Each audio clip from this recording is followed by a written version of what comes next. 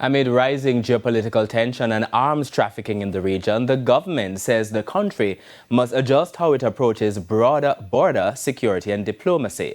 Prime Minister Dr. Andrew Holness addressed the issue at a national security seminar today.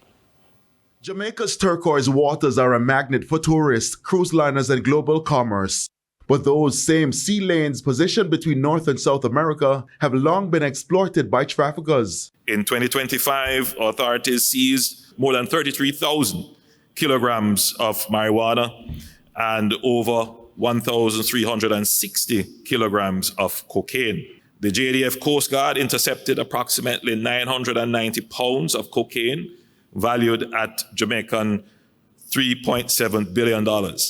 That same year, Jamaica documented 124 known irregular migrant entries, primarily from Haiti and Cuba. Security experts have warned that the smuggling of illicit contraband has made the region more complex and volatile. In recent months, several Caribbean territories have reported increased maritime interception as criminal networks continue to use small vessels to move contraband and people.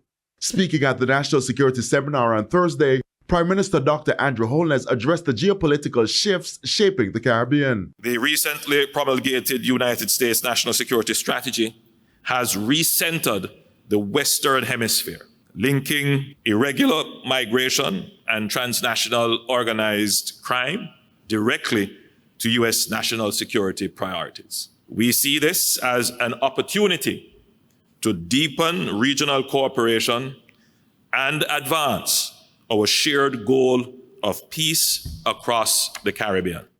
The comments come at a time when debates have been raging about migration policies and external security influence. Dr. Holness says Jamaica welcomes structured cooperation and will continue to, among other things, strengthen intelligence sharing. However, cooperation must remain balanced and principled.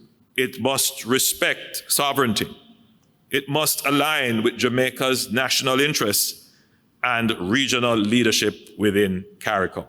Peace and national security resilience is a competitive advantage for Jamaica. Anthony Lugg, TVJ News.